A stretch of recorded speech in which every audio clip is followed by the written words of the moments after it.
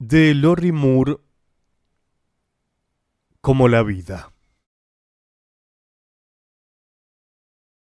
A todo el mundo le gusta el circo, payasos, elefantes, caballos, maníes. A todo el mundo le gusta el circo, acróbatas, equilibristas, camellos, la banda de música. Suponte que tuvieras que elegir entre ir al circo o pintar un cuadro. ¿Qué elegirías? Elegirías el circo. A todo el mundo le gusta el circo. B. M. Hillier y E. G. Way. A Child's History of Art.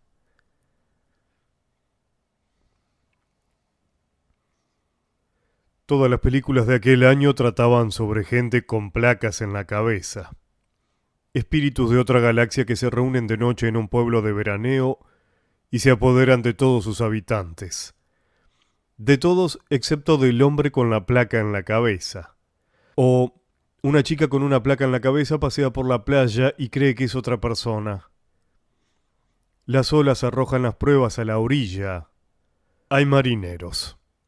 O una mujer sueña con una preciosa casa en la que no vive nadie y un día pasa delante de esa casa. Cúpula, tejado a dos aguas y porche.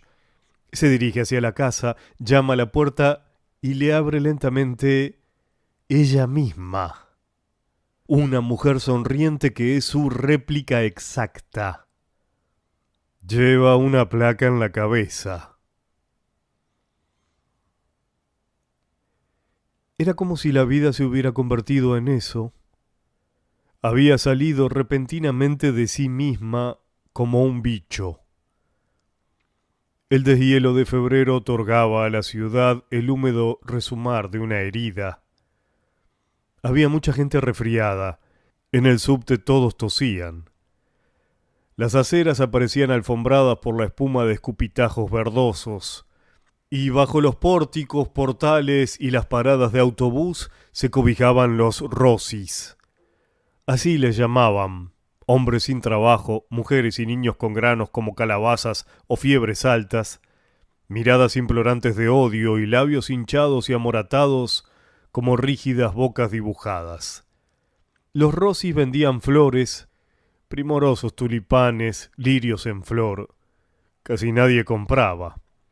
Los pocos que lo hacían eran también rosis que intercambiaban una flor por otra, hasta que uno de ellos, una mujer o un niño, moría en la calle y los demás le rodeaban en un corro de lamentaciones durante las oscuras horas del día, que nunca era día sino noche.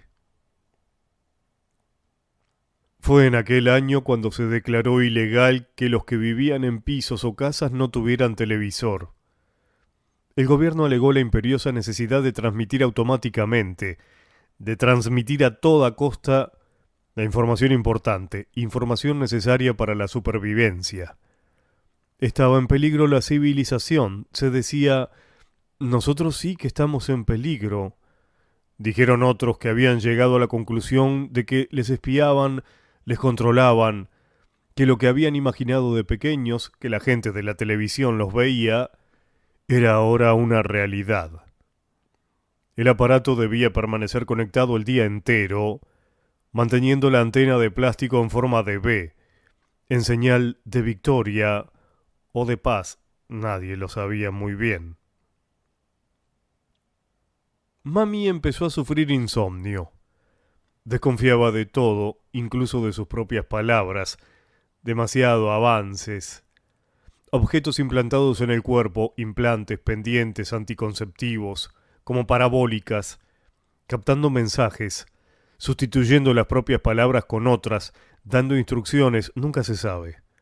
Abres la boca y puede traicionarte con mentiras, con despistes, con actitudes y palabras que no son tuyas. Lo que digas puede tratarse perfectamente de viejos programas de radio saliendo de los empastes de las muelas o llamadas de taxi alojadas en el pabellón de la oreja. Lo que describes como real puede ser una fotografía una imagen de la revista Life que te obligan a vivir e imitar. Incluso tal vez los cuerpos enteros estén en manos de un ventrílocuo, más o menos. Te sientas en el regazo de algo y te limitas a mover la boca. Podrías tener miedo de que alguien te obligara a tener miedo, un nuevo miedo como el de un gastrónomo, la paranoia de un paranoico. Esto no era el futuro, era lo que convivía contigo en casa.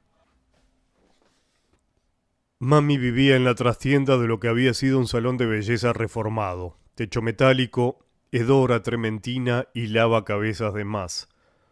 De noche su marido, un pintor poco reconocido, caprichoso y con el aliento siempre apestando a cerveza, se acostaba a su lado, acurrucado contra ella, y roncaba con indiferencia. Ella cerraba los ojos. Con todo lo que hay en el mundo para amar, empezaba una oración de su infancia. Todo lo que hay. La presionaba con sus huesos. El radiador se sacudía y escupía. El calor aleteaba como pájaros subiendo por las tuberías. Permanecía despierta. Cuando conseguía dormir, soñaba con el fin de la vida. Iba a algún sitio, iba a algún lugar donde se suponía que debía morir, que estaba bien. Siempre iba en grupo, como si fuera un simulacro de incendio o un viaje de estudios.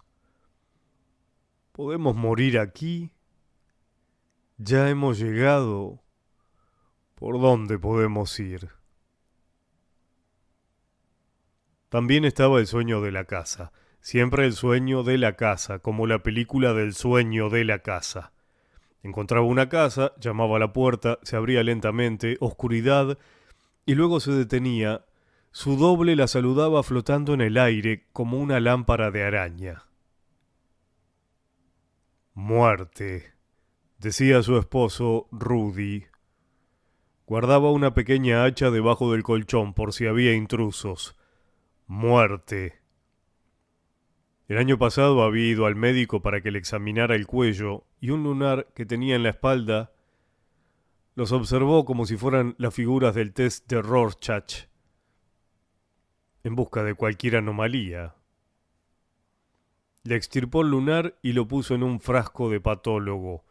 Flotaba como un diminuto animal marino. Y cuando examinó el cuello anunció precáncer, como si de un secreto o un signo del zodíaco se tratara. ¿Precáncer? Repitió ella con tranquilidad porque era una mujer tranquila. ¿No es eso como la vida? Estaba sentada y él de pie.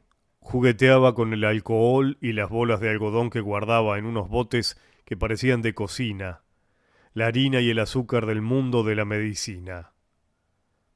Le sujetó por la muñeca y respondió escuetamente: es como la vida, pero no es necesariamente vida. Había una verja de hierro forjado todo alrededor y la puerta estaba cerrada con llave. Pero lo primero que vio fue el comedero de pájaros, los brazos de madera, la boca abierta de los tablones sostenida sobre un único pie. Se acercaba el día de San Valentín, una mañana húmeda y desapacible, y se dirigía hacia una inmobiliaria, otra distinta en esta ocasión, cercana a la parada de la línea F, situada en la cuarta con Smith, desde donde se divisa la Estatua de la Libertad. De camino se detuvo ante una casa que tenía un comedero de pájaros. Un comedero de pájaros. Y un árbol delante, un roble alto como una torre de más de 150 años. Una maestra de escuela había llevado a su clase hasta allí para ver el árbol y vio cómo lo señalaba y les decía a sus alumnos: hace 150 años. ¿Quién sabe decirme cuándo fue eso? Pero de entrada fue el comedero de pájaros. una cruz que acababa en un refugio con tejado a dos aguas, un espantapájaros desnudo adornado con líneas horizontales, como una casa de Frank Lloyd Wright o un motel alpino, con el alféizar de madera repleto de semillas de mijo.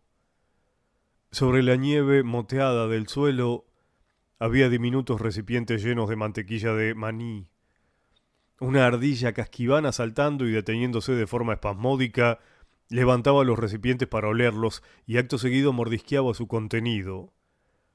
En el comedero había un par de palomas sin techo, de cuello grueso, gárgolas municipales. Y allí no había también un gorrión y un piñonero. La casa era una de las de verdad, de las pocas que quedaban en Nueva York.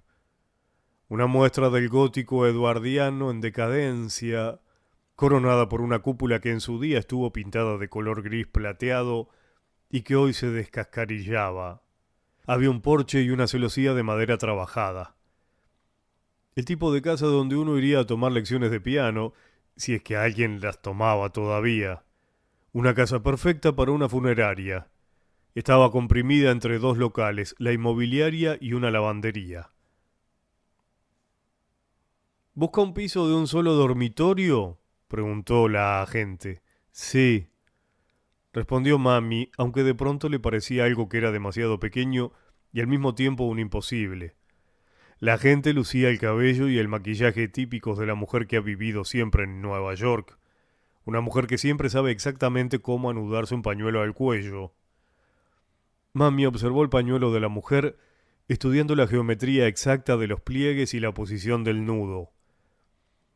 Si acababa operándose, tendría que aprender a hacerlo para camuflar las cicatrices de su cuello. Sombrero, pañuelo, una pizca de carmín, pastillas mentoladas en la boca. Al fin y al cabo, todo el mundo en Nueva York ocultaba alguna cosa.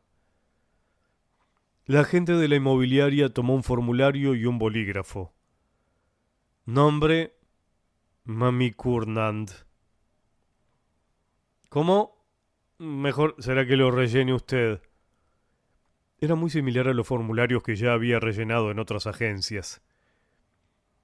¿Qué tipo de piso busca? ¿Cuánto puede pagar? ¿Cómo lo pagará? ¿Qué significa ilustradora histórica infantil?, preguntó inexpresiva la agente.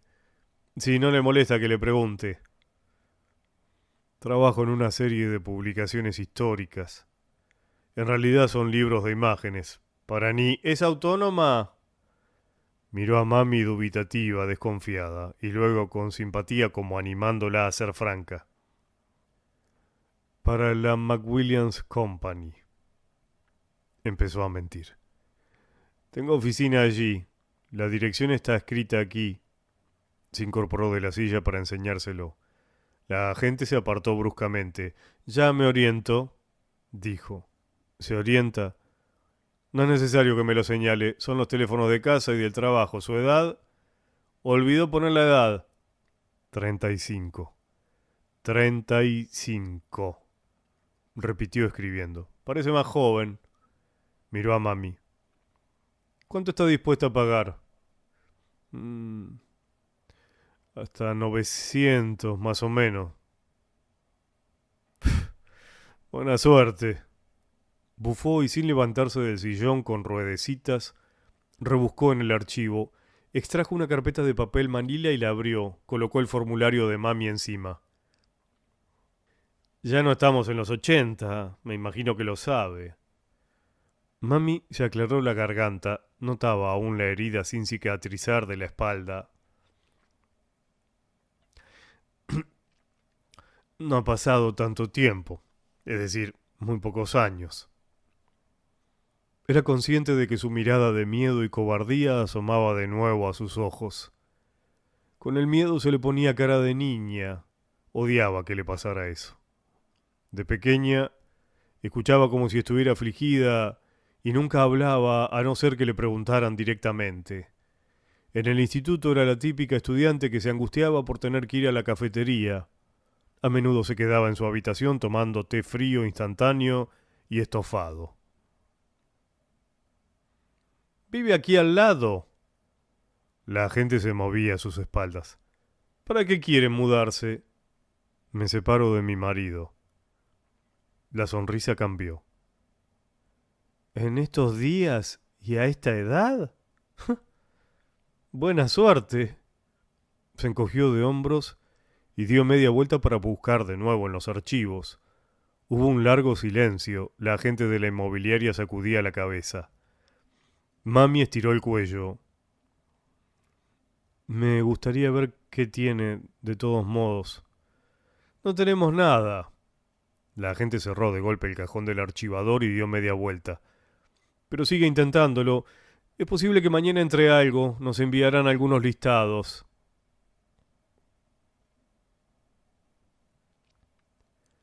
Llevaban 14 años casados y casi 10 viviendo en la zona sur de Brooklyn.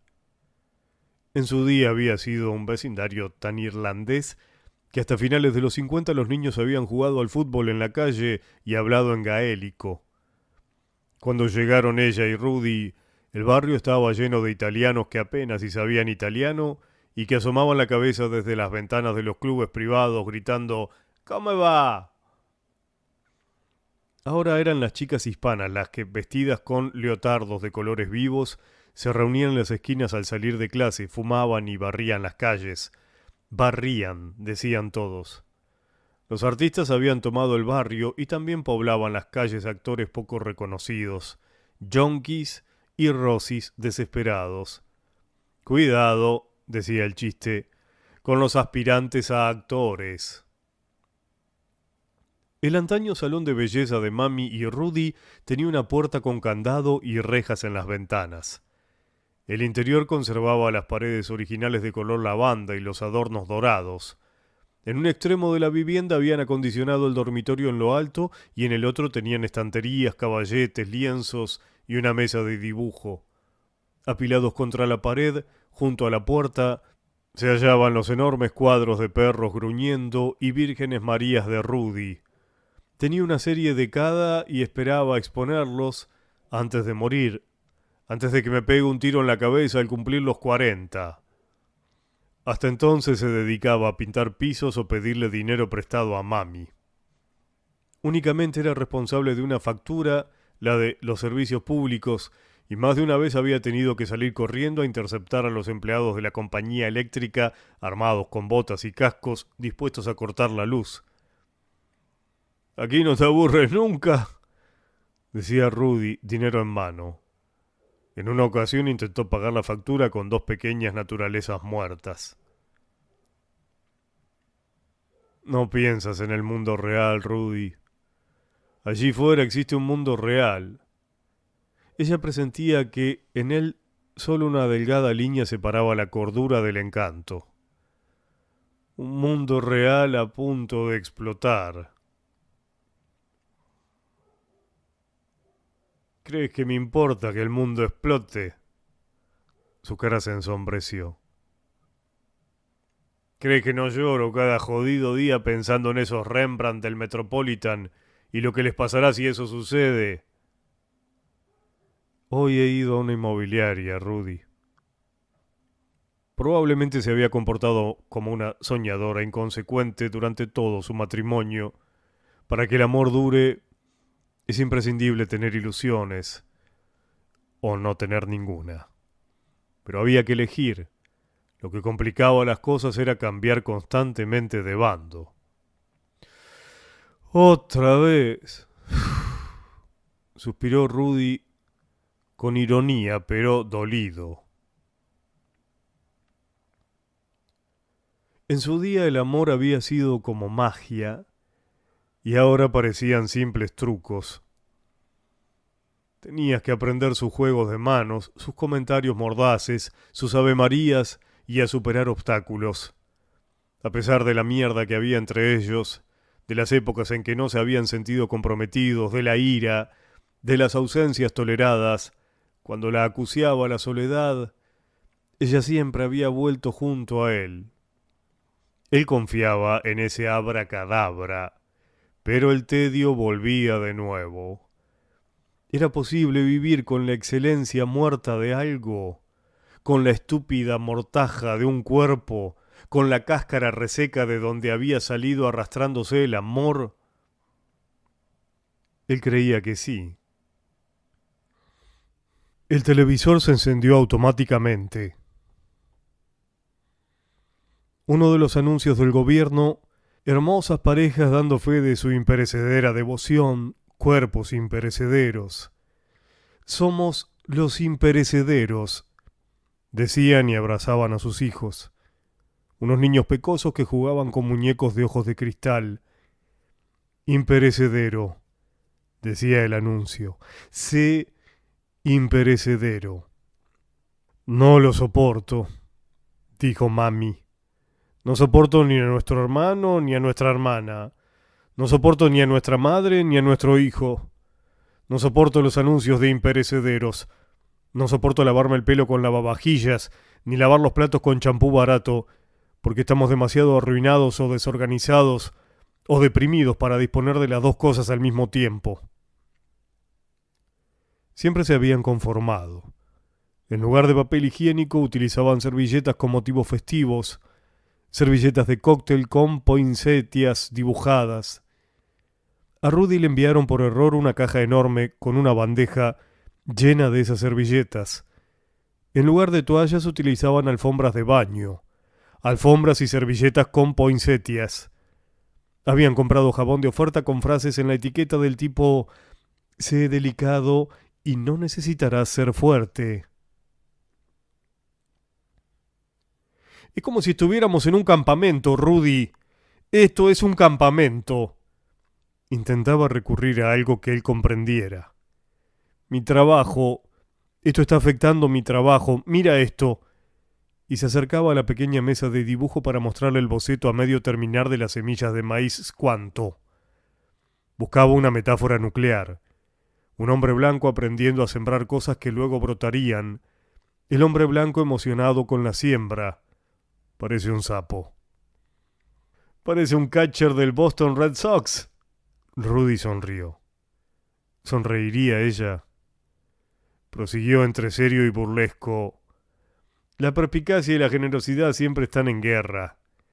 Debes decidir si quieres ser musa o artista. Una mujer no puede ser ambas cosas. No puedo creerte, dijo ella contemplando el apartamento con mirada acusadora. Esto no es vida.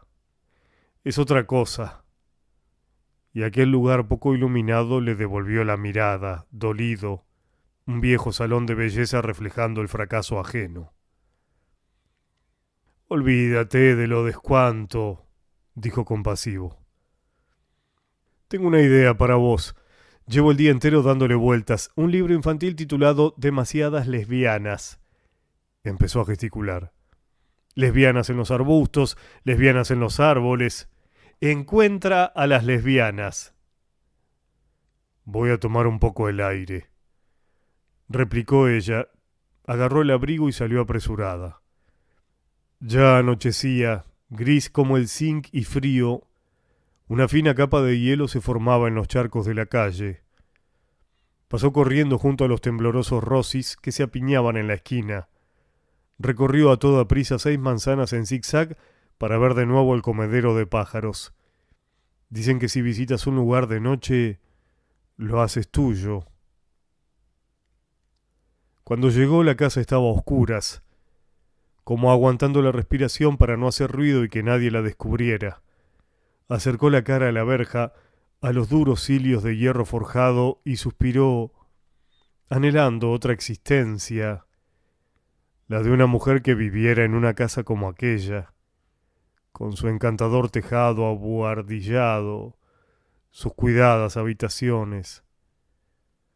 Recelaba de su propia vida, como los ingenieros aeronáuticos reticentes a volar en los aviones que han diseñado, porque temen morir víctimas de su propia charlatanería. El comedero de pájaros estaba ahí, alto como un policía. No había pájaros.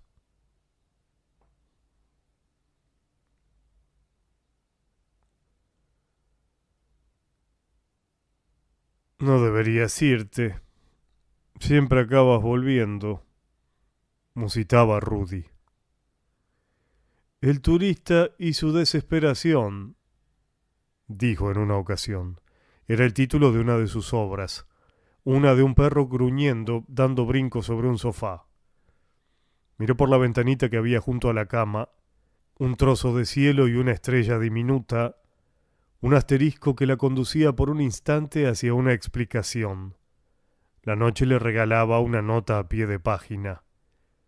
Él la abrazó, la besó. La cama era el único lugar donde a ella le parecía que no imitaba a nadie. Después de 15 años había presenciado todo tipo de imitaciones, amigos, padres, actores de cine, hasta que empezó a asustarse, como si él fuera muchas personas a la vez, personas para ir cambiando, sin grandes apuros, como se haría con los canales de la televisión, una mente enloquecida por el cable. Era Jimmy Stewart, era Elvis Presley. ¿Eran divertidos tus padres cuando eras niño? Le preguntó. Mis padres. Bromeas, respondió él. De vez en cuando memorizaban algo. Era Dylan tocando la armónica, natural, totalmente natural. Era James Cagney. También adoptaba el aspecto de una mezcla musical que él denominaba Smokey Robinson Caruso.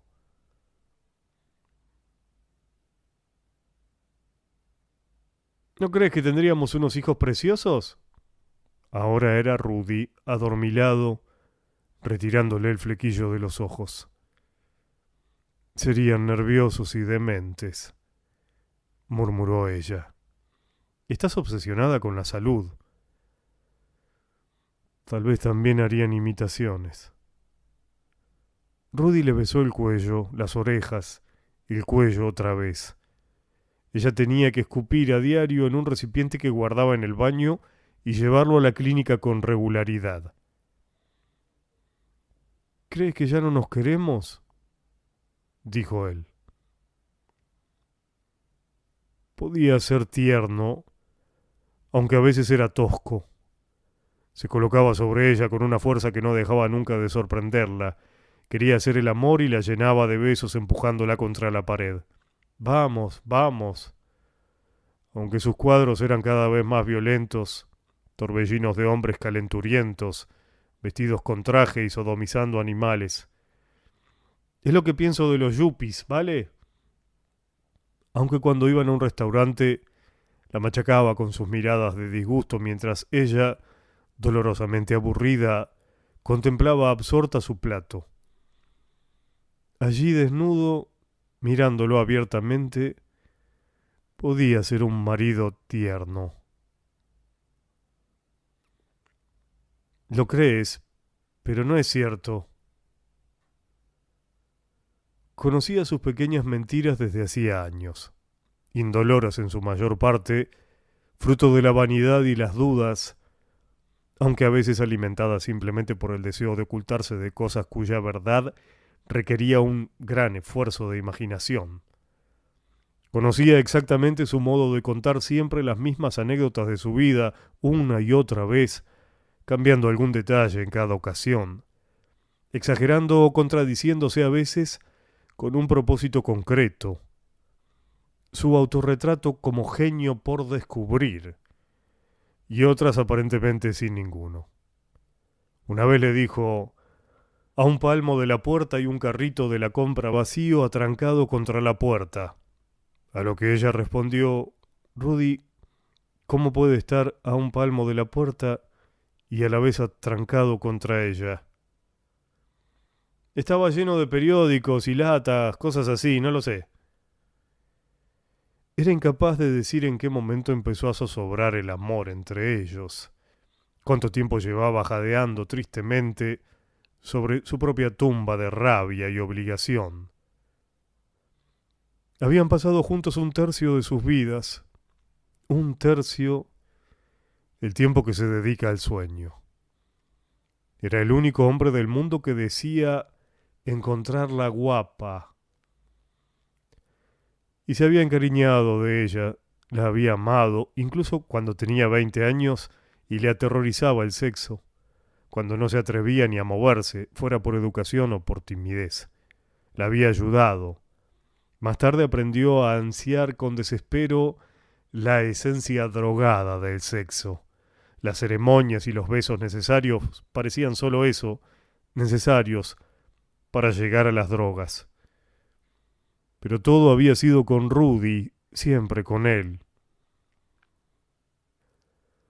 Ahora estamos conchavados de verdad, proclamó ella exultante el día que se casaron.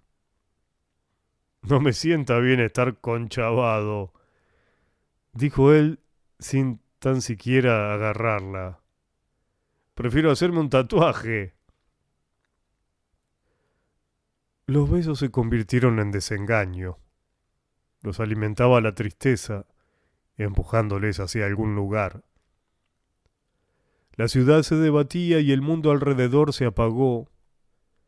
Rudy se dedicó a pintar a sus vírgenes Marías haciendo pucheros, a abrir latas de cerveza y a mirar películas antiguas en la tele. Eres feliz hasta que dices que eres feliz y luego dejas de serlo. Bonnard, el gran pintor de la felicidad que de tanto expresarla acaba matándola. Tal vez ella había creído que la vida le proporcionaría algo más duradero, más pleno que el amor sexual, pero no fue así. No exactamente. Durante un tiempo se había sentido como una de las chicas de la esquina de la calle. Un mundo de leotardos y drogas, drogas ansiadas a toda costa y conseguidas con excesiva rapidez. ¿No crees que nuestro amor es muy especial? Preguntó Rudy, pero ella no creía en el amor especial. Al igual que se anhela el viento en invierno, y a pesar del mundo práctico que la rodeaba, creía en un único tipo de amor, el que se encuentra en el arte. Solo allí se muere por su causa. Según Rudy, había leído demasiadas novelas, novelas victorianas en las que los niños hablan en subjuntivo.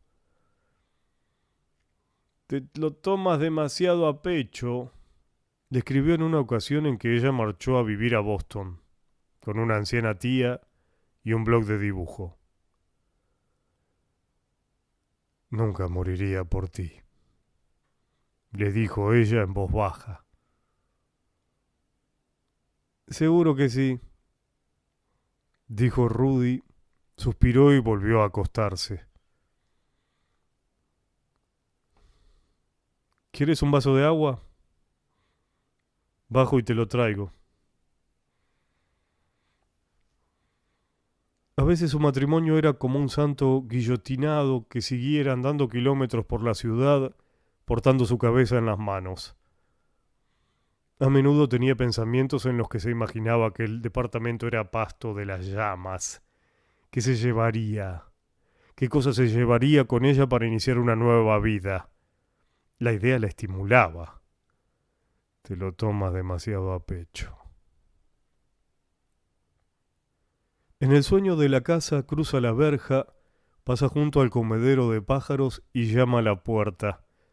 Se abre lentamente y entra y sigue, hasta que es ella misma quien abre la puerta desde el otro lado y preguntándose quién pudo haber llamado. Muerte, repitió Rudy. Muerte a causa de un holocausto nuclear. Todo el mundo tiene sueños de este tipo, excepto yo. Yo tengo pesadillas desconcertantes relacionadas con cortes de pelo horribles y que estoy en una fiesta y no conozco a nadie. Por la mañana el sol entraba a raudales por la ventana situada junto a la cama. En invierno había más luz en el interior porque la nieve depositada sobre el alero reflejaba la luz del sol, arrancando destellos granates de la alfombra y dibujando rayas en la cama. Un gato callejero al que habían dado cobijo y comida ganduleaba en el alféizar. Le llamaban Comilón o Bill de los Baskerville y Rudy de vez en cuando se mostraba cariñoso con él. Lo levantaba muy alto para que husmeara sobre las estanterías y olisqueara el techo, cosa que le encantaba. Mami había esparcido comida de pájaro sobre la nieve para atraer a las palomas, para que el gato se entretuviera observándolas desde la ventana cuando estaba dentro. Televisión para gatos. Sabía que Rudy odiaba las palomas, sus patas de lagarto y su cerebro de mosquito, su particular torpeza bovina. Admiraba a su amigo Marco, que había colocado rejas metálicas en el aparato de aire acondicionado para evitar que las palomas se posaran en él.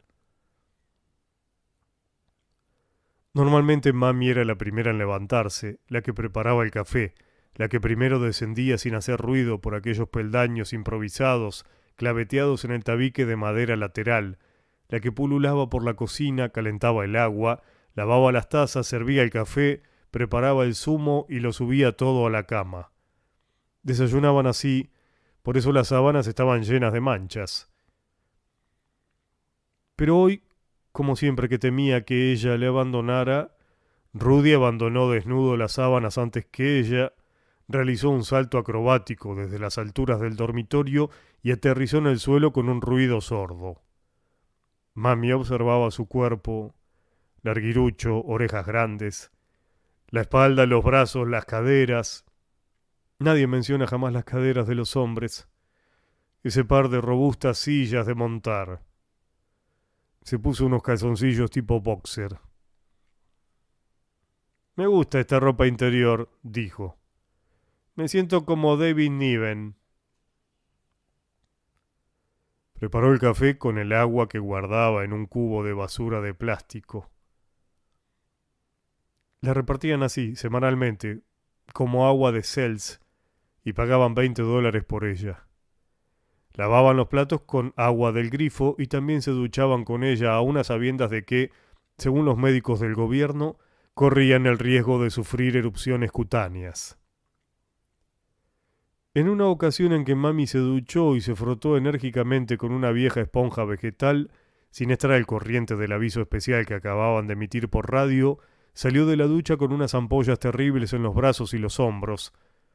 Más tarde se enteró de que habían vertido productos químicos en el agua para impedir la propagación de virus procedentes de las pulgas de las ratas de cloaca.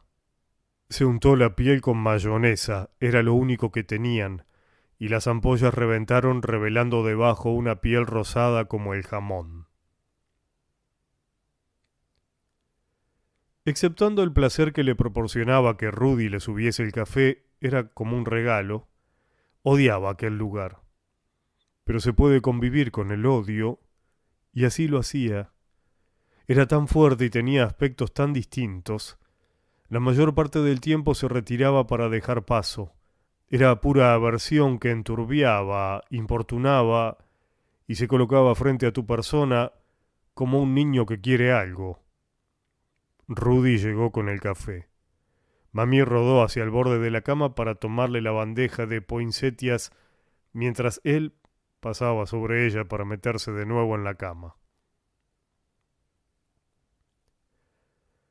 El hombre del café, dijo ella intentando parecer alegre, incluso cantarina. ¿Acaso no debía intentarlo? Colocó la bandeja entre ambos, tomó su taza y sorbió el café. Resultaba divertido, cada sorbo era una nueva representación de aquel lugar fétido.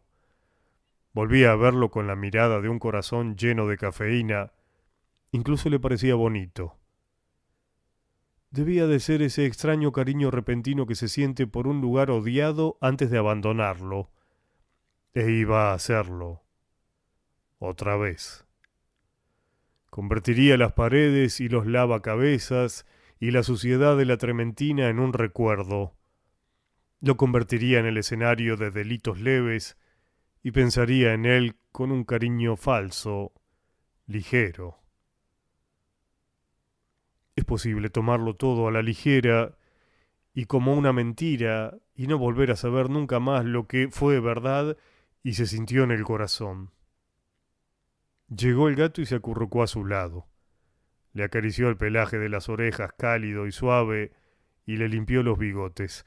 El gato agachó la cabeza y cerró los ojos adormilado, satisfecho. Qué triste, pensó. Qué terrible. Qué suerte ser un animal y confundir cuidados con amor. Puso la mano en el brazo de Rudy. Él inclinó la cabeza para besarla, pero como era imposible hacerlo sin derramar el café, se incorporó de nuevo. ¿Te sientes solo alguna vez?, preguntó Mami. Cada instante de una mañana suponía un enfrentamiento entre el pasado y el futuro para ver quién prevalecía. Apoyó su mejilla en el brazo de él. Mami, dijo él en voz baja, y eso fue todo. Casi todos sus amigos habían muerto en el transcurso de los últimos 5 años.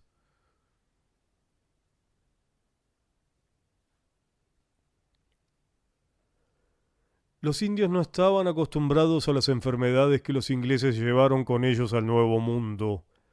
Muchos indios se enfermaron y a veces morían como consecuencia de la varicela o las paperas. Podía ocurrir que un orgulloso indio se levantara una mañana, se observase en el espejo que había adquirido a un comerciante inglés y viera su cara llena de manchas rojas. El orgulloso indio se enfadaba. Era posible que se diera de cabezazos contra un árbol para mutilarse, o que se lanzara por un precipicio o se arrojara en una hoguera. Dibujo.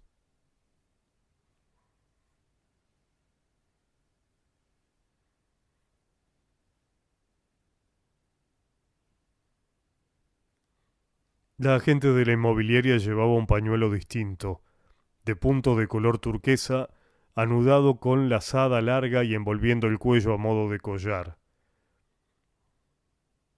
Una habitación, dijo rápidamente. ¿Se contentaría con una habitación? No estoy segura, dijo Mami. Se sentía deprimida y acosada cuando hablaba con alguien elegante y de altos vuelos. Bien, pues regrese cuando lo esté, dijo la agente sin levantarse de la silla y volviendo de nuevo a sus archivos. Mami tomó el subte hasta Manhattan. Daría un paseo por las galerías de arte del Soho después de entregar un manuscrito en la McWilliams Company. Luego regresaría a casa pasando antes por la clínica. Llevaba el recipiente de vidrio en el bolso. En los baños de McWilliams se encontró con una secretaria llamada Goss, con la que había hablado alguna vez. Goss estaba frente al espejo pintándose los ojos. «Hey, ¿cómo estás?», dijo al ver a Mami. Mami se quedó a su lado, se lavó la cara para quitarse de encima la suciedad del subte y hurgó en el bolso en busca de un cepillo. «Bien, ¿y vos?». «Bien». Goss suspiró. En la repisa del baño había 2 muestras de perfume, rímel y varios tonos de sombra de ojos. Examinó su cara reflejada en el espejo y hundió las mejillas. «He tardado años en conseguir maquillarme así los ojos». Mami le sonrió con simpatía. «Mucha práctica». «No, años de maquillaje. He dejado que las capas fueran acumulándose». Mami se inclinó para cepillarse el cabello cabeza abajo. Dijo Goss, algo irritada. «¿Qué has hecho últimamente?» «Otra cosa para niños. Es la primera vez que hago los dibujos y el texto». Mami se incorporó y echó la cabeza hacia atrás. «Hoy entrego un capítulo para Seth». El pelo le cayó en la cara y la dejó en penumbra. Parecía una loca. «Ah, dijo Goss. Observaba con interés el cabello de Mami. «Me gusta el pelo bien peinado. No me parece bien que una mujer vaya por ahí como si acabara de acostarse con alguien». Mami le sonrió. «¿Y vos? ¿Salís mucho? ¿Te divertís?» «Sí», respondió Goss un poco a la defensiva. Hoy en día todo el mundo se pone a la defensiva en lo que respecta a su vida. «Salgo con un hombre. Y mis amigas salen con otros hombres. Y a veces salimos todos juntos. El problema es que todas somos 30 años más jóvenes que esos tipos. Vamos a un restaurante o a donde sea y miro alrededor y veo que todos los hombres salen con mujeres 30 años menores que ellos». Banquetes de padre e hija, dijo mami intentando bromear. En nuestra iglesia había muchos de esos. Goss se quedó mirándola. Sí, dijo guardando finalmente sus utensilios de maquillaje. ¿Seguís con ese chico que vive en un salón de belleza? Rudy, mi marido, lo que sea, dijo Goss. Entró en el retrete y cerró la puerta.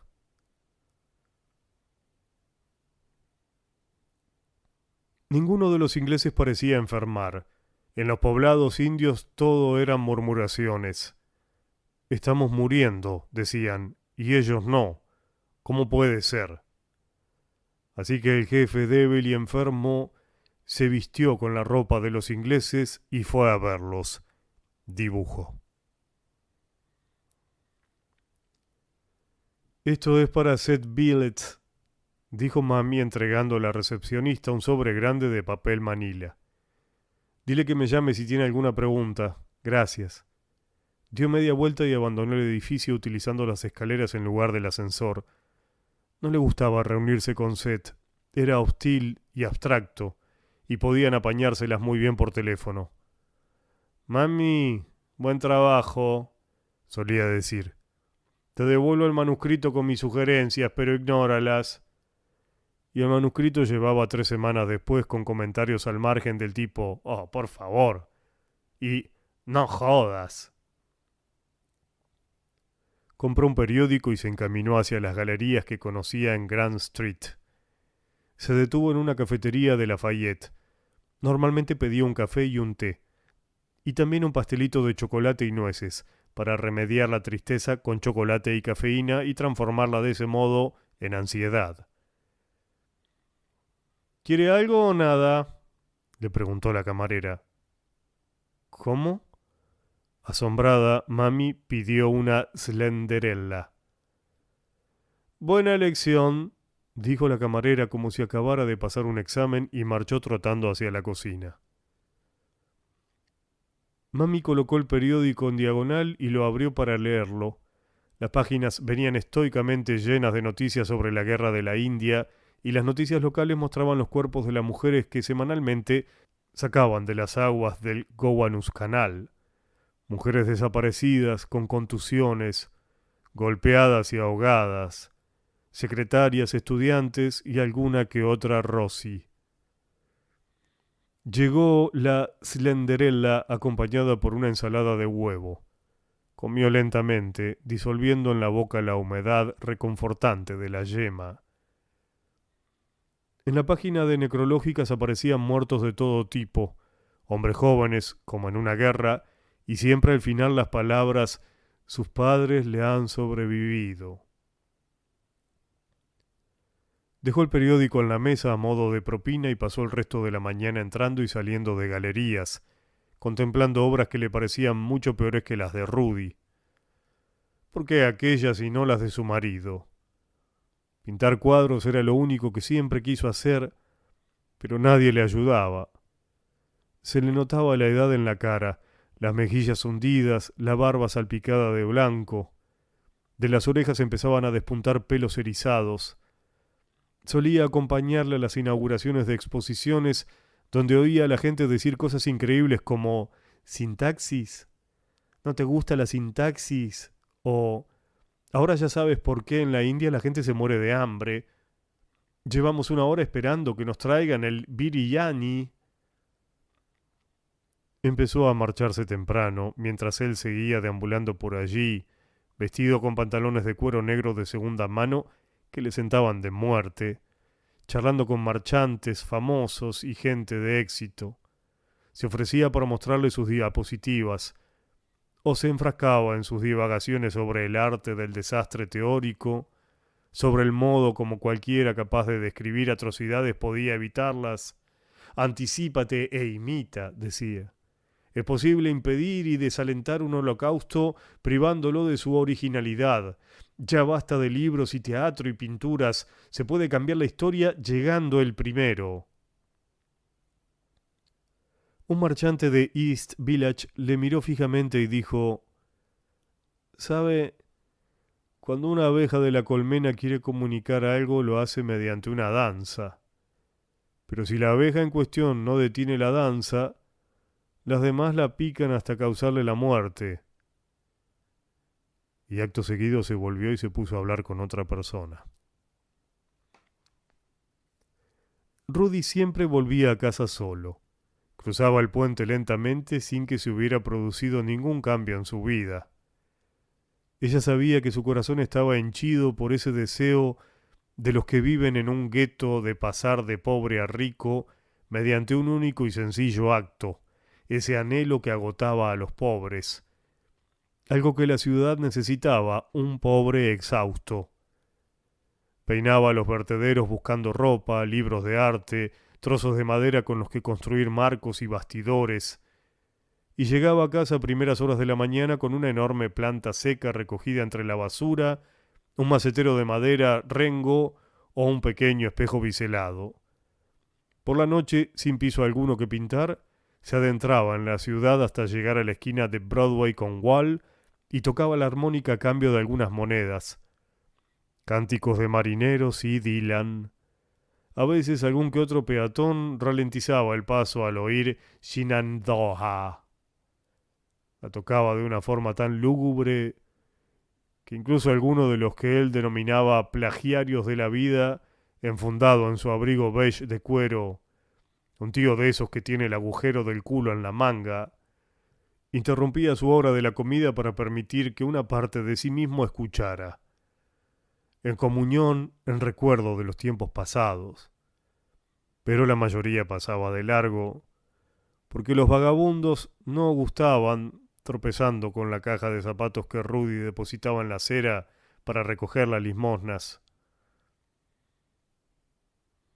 No tocaba mal, y podía resultar tan atractivo como un actor, pero loco, había algo en su mirada.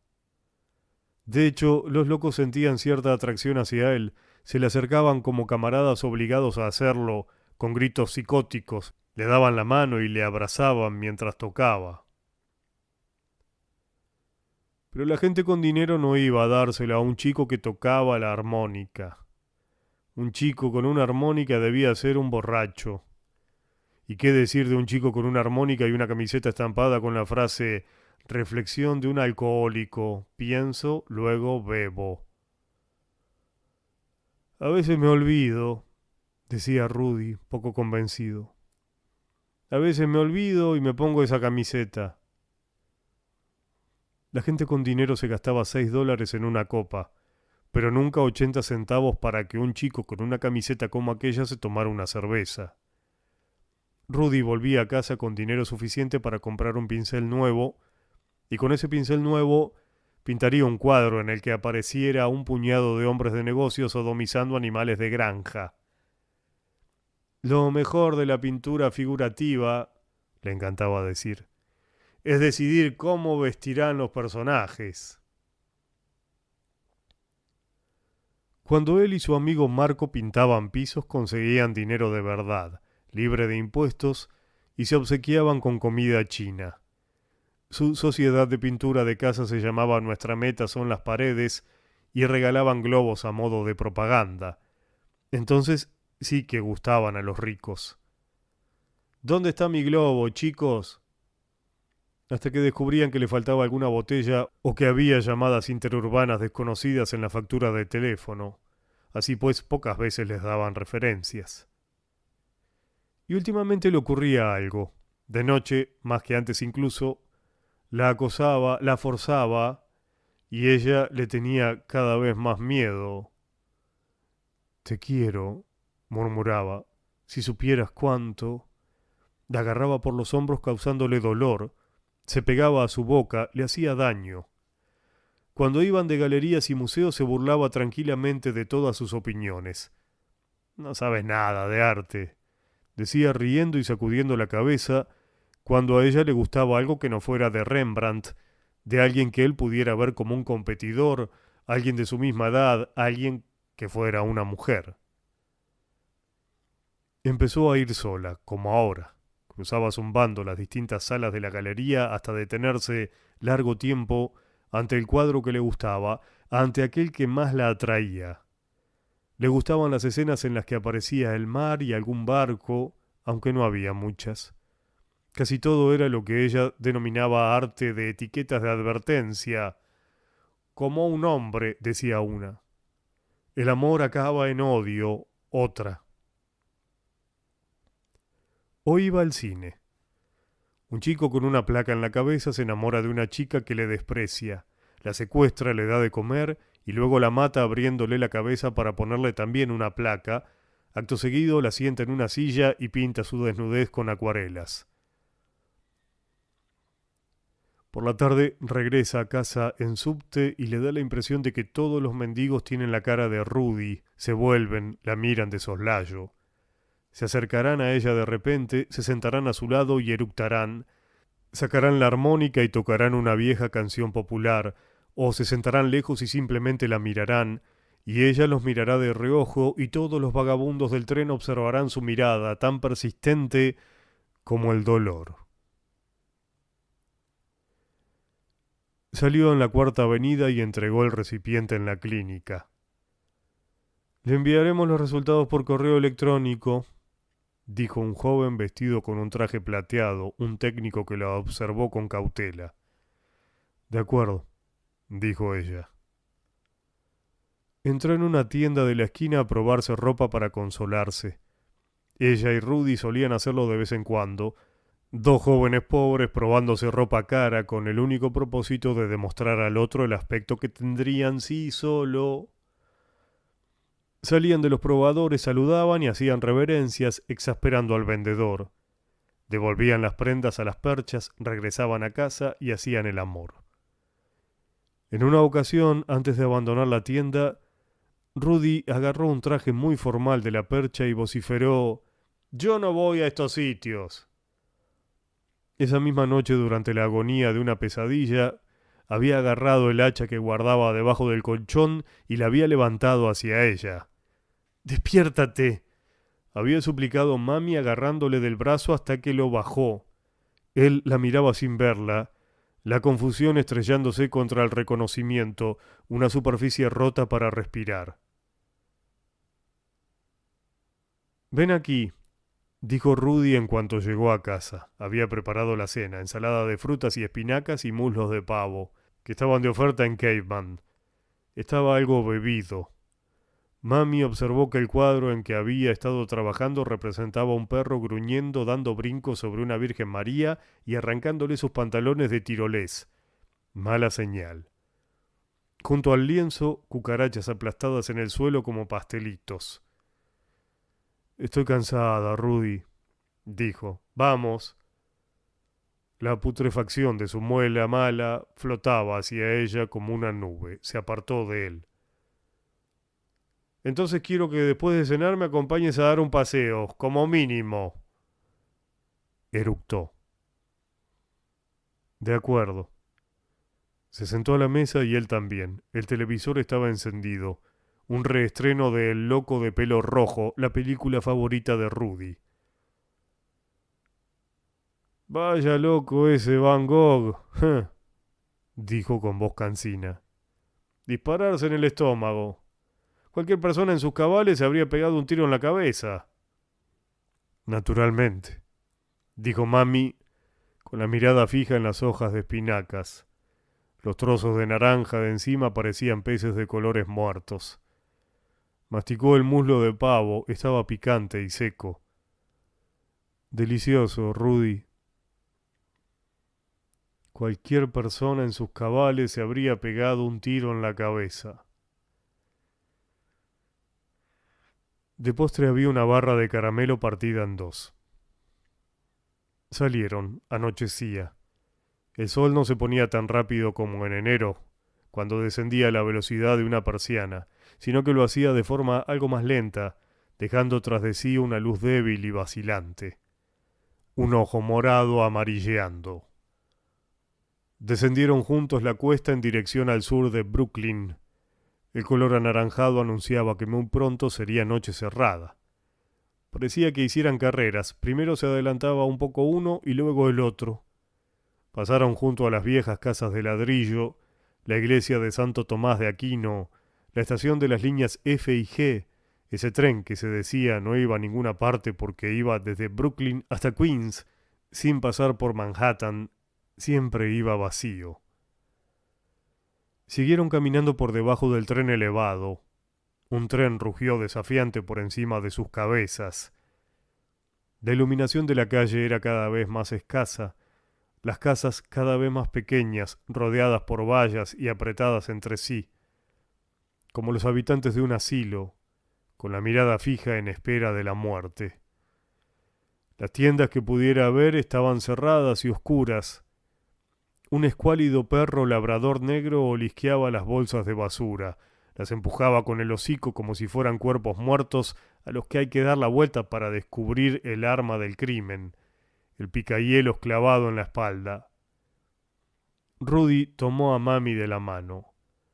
Mami podía sentirla, firme, escamosa, agrietada por la trementina, las uñas surcadas como conchas marinas, los pulgares oscurecidos por accidentes laborales, sangre coagulada en la parte inferior. Mírate las manos, dijo Mami, deteniéndose y exponiéndolas a la luz de una farola. Quedaban todavía rastros de chocolate y él las retiró cohibido para esconderlas en los bolsillos del abrigo. Deberías utilizar algún tipo de crema, Rudy. Un día de estos te caerán las manos al suelo. Pues no me las agarres. Estaban frente al Gowanus Canal.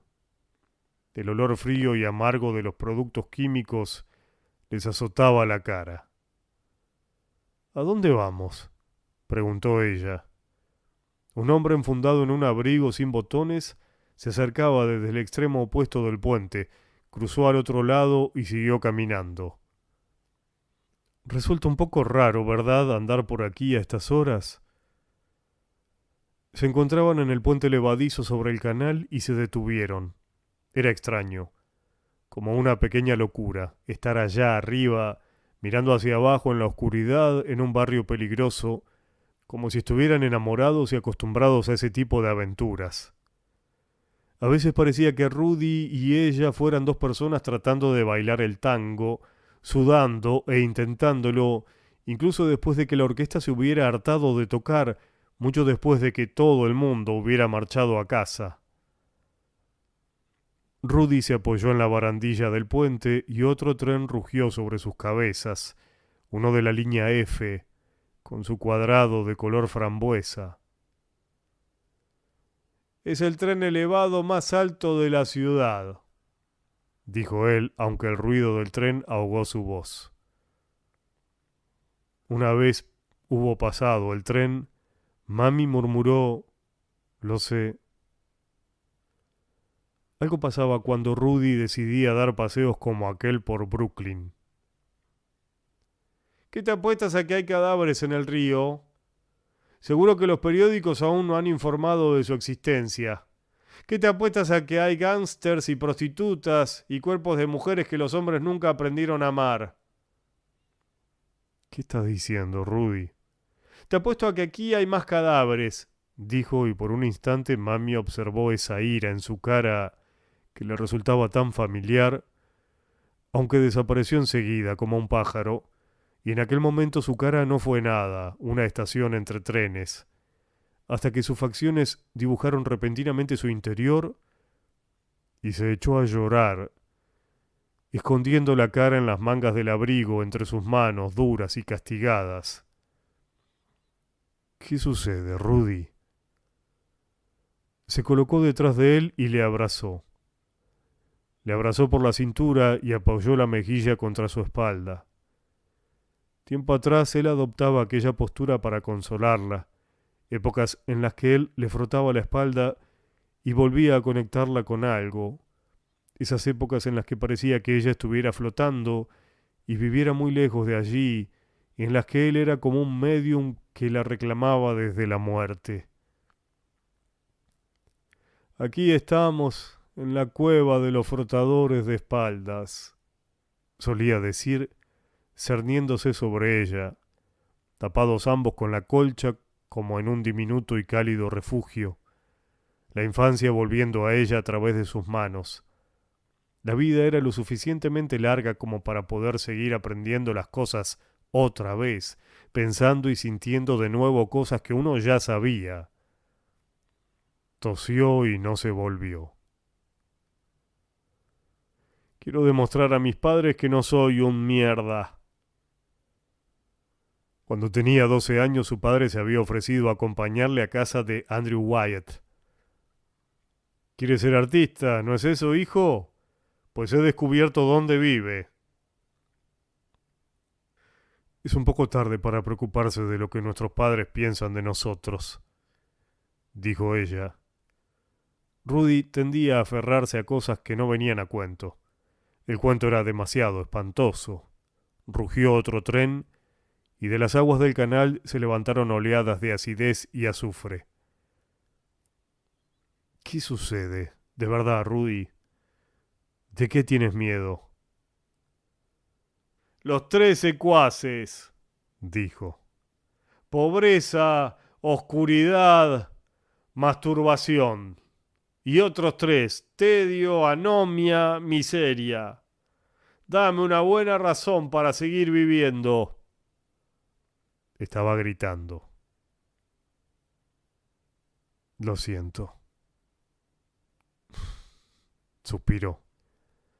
Se apartó de él y sacudió una mota de polvo del abrigo. Me agarraste en un mal día. Buscó algún tipo de emoción en su perfil. Me refiero a que es la vida o nada, ¿verdad? No tienes que amarla.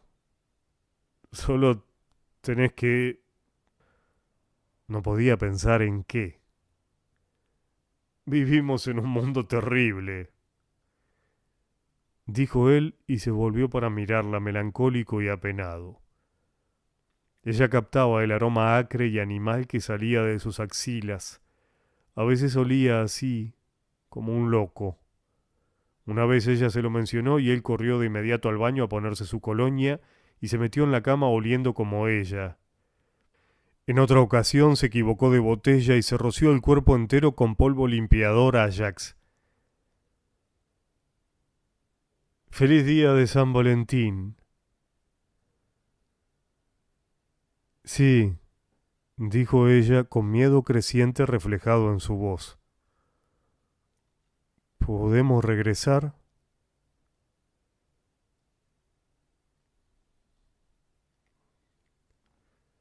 Se sentaría con ellos con gran dignidad y cortesía.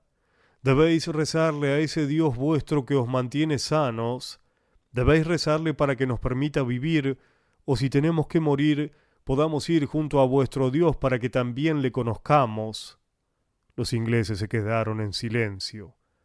Ya veis, añadió el jefe, rezamos a nuestro Dios pero no nos escucha, hemos hecho algo que le ha ofendido. Acto seguido el jefe se puso en pie, volvió a casa, se quitó sus ropas inglesas y murió. Dibujo.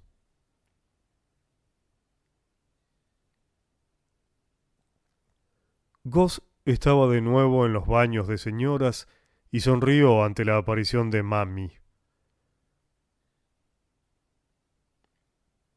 ¿Vas a preguntarme cómo me va mi vida sentimental? Dijo de pie ante el espejo y pasándose el hilo dental entre los dientes. Siempre lo haces. De acuerdo, dijo Mami. ¿Cómo te va tu vida sentimental? Goss siguió arriba y abajo con el hilo hasta acabar con la tarea. No tengo vida sentimental. Tengo algo como una vida. Mami sonrió. Pensó en lo agradable que debía ser hallarse pacíficamente libre de amor, del amor y sus deseos implícitos. Un marido y una esposa como dos colegas del ejército, contándose anécdotas y apostando en los campeonatos nacionales de béisbol. Es puro, franco y amistoso. Café y nada de pasión. Deberías probarlo. Entró en uno de los retretes y corrió el pestillo. Ya no hay nada seguro hoy en día, gritó desde el interior. Mami salió, fue a una tienda de discos y compró algunos. Ya nadie los compraba y podían adquirirse por 75 centavos. Compró únicamente discos que incluían la palabra corazón en el título. El corazón vernacular, corazón agitado. Un corazón no es más que una bicicleta detrás de las costillas. Luego tuvo que marchar. Alejada del calor sofocante de la tienda, abrazó los discos contra su pecho y echó a andar entre los aromas decadentes de los restaurantes de Chinatown y en dirección al puente de Brooklyn. Las aceras apestaban y estaban húmedas y hacía calor, como si hubiera llegado la primavera. Todo el mundo había salido a pasear. De camino a casa, pararía en la clínica y dejaría el recipiente. Pensó en el sueño que había tenido la noche anterior. En el sueño se abría una puerta de su casa y de repente había más habitaciones, habitaciones cuya existencia desconocía, una casa entera más allá, y era suya. Allí vivían pájaros y todo era oscuro, pero bello. Habitación tras habitación, con ventanas abiertas para los pájaros. De las paredes colgaban cuadros de puntos de cruz que decían «Muere aquí». La gente de la inmobiliaria seguía repitiendo «En estos días y a esta edad» y «Es un robo». Goss estaba allí, el pelo rubio teñido de rojo y evidentes raíces oscuras, tricolor como una mazorca de caramelo. «Solo nosotras, chicas», iba diciendo. Era el fin del mundo y se suponía que debían vivir allí juntas hasta que llegara el momento de morir, hasta que el cuerpo empezara a notar cosas extrañas, se resfriaran y perdieran el pelo, y en televisión solo se vieran rayas. Recordaba algún tipo de movimiento, un remolino alarmista en las escaleras, pasillos, túneles oscuros ocultos detrás de los cuadros, y entonces en el sueño todo se desenredaba hasta detenerse. Al llegar al puente vio un gran alboroto algo más adelante. 2 helicópteros volaban dando círculos y en medio de la acera se concentraba un pequeño grupo de gente. Detrás por la derecha llegaban un camión de bomberos y un coche de policía, con la sirena y las luces. Se acercó a la muchedumbre. «¿Qué sucede?», preguntó a un hombre. «Mire», señaló en dirección a otro hombre encaramado sobre la red y las vigas de hierro que se prolongaban más allá de la barandilla del puente. Llevaba las muñecas vendadas con algo de color negro y se agarraba con las manos a los cables de suspensión. Tenía la espalda arqueada y el cuerpo se balanceaba sobre las aguas, como atrapado en una red de paralelogramos de acero. La cabeza le colgaba como si le hubieran crucificado y el viento le enmarañaba el cabello. Estaba oscuro, pero el perfil de aquel hombre le resultaba familiar. «Oh, Dios mío», dijo. «Esa mujer de ahí dice que es el tipo que buscan por los asesinatos del Gowanus Canal. ¿Ve los barcos de la policía ahí abajo?». 2 lanchas pintadas de rojo y blanco surcaban las aguas y uno de los helicópteros permanecía inmóvil en el aire. «Oh, Dios mío», dijo Mami de nuevo, abriéndose paso entre la multitud. Estaba sofocada. Una moto de la policía se detuvo en la acera detrás de ella. El policía acababa de desenfundar las pistolas. «Le conozco», repetía Mami a la gente dando codazos. «Le conozco». Sujetó con fuerza contra su cuerpo el monedero y el bolso y siguió avanzando. El policía le seguía de cerca, así que siguió dando empellones con más fuerza. Cuando llegó justo frente de donde estaba el hombre, dejó las cosas en el suelo, se encaramó a la barandilla y empezó a trepar hacia la parte superior del puente, sintiendo el tacto del metal en la piel. «¡Ey!», gritó alguien. «¡El policía! ¡Ey!». Veía circular los coches bajo sus pies y el viento del océano le impedía abrir la boca. Trató de no mirar hacia abajo. «¡Rudy!», gritó, un grito débil en medio de tanto ruido. Su garganta era solo media garganta. «¡Soy yo!». La rodeaba el cielo, se dirigía hacia él, se acercaba. Las uñas arañaban el metal. Estaba acercándose. Pronto llegaría a estar lo suficientemente cerca como para tocarle, para hablar con él, para acariciarle la cara y decirle algo así como vayamos a casa. Pero entonces, de repente, aún fuera de su alcance, se soltó de los cables y cayó, dando vueltas como las aspas de un molino, hasta desaparecer en el East River.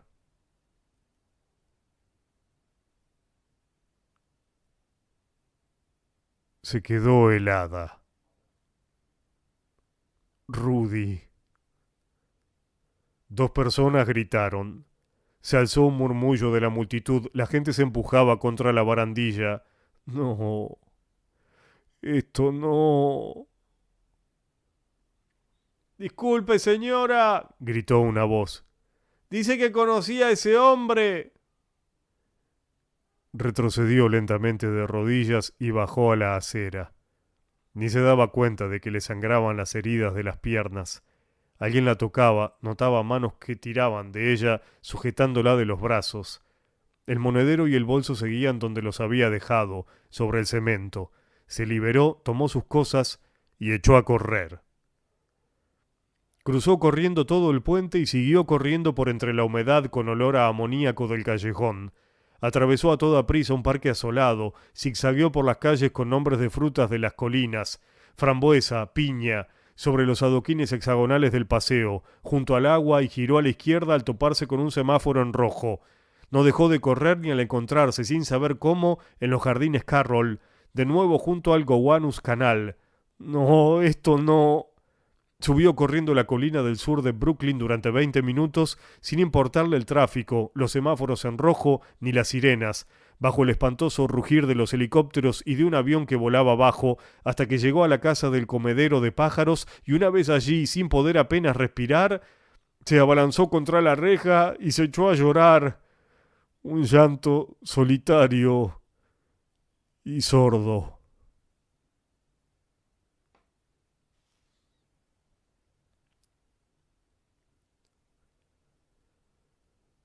Oscurecía.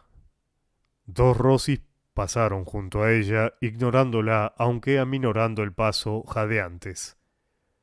Decidieron también sentarse junto al muro, pero a cierta distancia. Era consciente de que ya había entrado en la categoría de los enfermos, pero aún no la reconocían como tal. ¿Estás bien? Oyó que le decía a una de las Rosis a la otra, depositando la caja de flores en la acera. Estoy bien, respondió la amiga. Tienes peor aspecto. Quizá. Suspiró. La cuestión es que nunca sabes por qué estás en un determinado lugar. Te levantas, te mueves y sigues pensando que debe de haber algo distinto. Mírala, espetó la amiga observando a Mami. ¿Qué? Dijo la otra y se quedaron calladas. Pasó un camión de bomberos. Las sirenas chillaban desaforadamente. Mami se incorporó al cabo de un rato, lenta como una persona con artrosis. Tomó el bolso, el recipiente seguía ahí, y dejó los discos. Empezó a caminar y tropezó con un adoquín levantado, y se percató de algo. La casa del comedero de pájaros no tenía cúpula, ni comedero de pájaros, sino un cartel en el que se leía restaurante, con una paloma dibujada. Pasó junto a las Rosis y les entregó $1 a cambio de un lirio. Caramba, dijo la que se lo dio. La luz de su departamento estaba encendida y el candado colgaba abierto como un gancho. Se quedó quieta un instante, abrió la puerta empujándola con el pie y el picaporte interior chocó contra la pared. No se oía nada y permaneció indecisa en el umbral, como un deseo, algo suspendido en el aire que no puede entrar en una habitación. Pero lentamente dio un paso adelante sin soltarse del marco de la puerta para mantener el equilibrio. Estaba allí, con el pelo seco y vestido con otra ropa. Levantaba los brazos y sujetaba al gato como si fuera un mástil. Daba vueltas por la estancia lentamente, como si estuviera practicando un profundo ejercicio oriental o bailando, y el gato mientras investigaba las estanterías. «¿Eres tú?», dijo mami, helada, junto a la puerta abierta. La inundó la peste a calabaza que salía del baño. El frío la empujó por detrás, arrastrando consigo el ruido de los helicópteros. Se volvió para mirarla y bajó el gato hasta la altura del pecho. «Hola». Mascaba un trozo de caramelo y tenía trozos pegados en los dientes.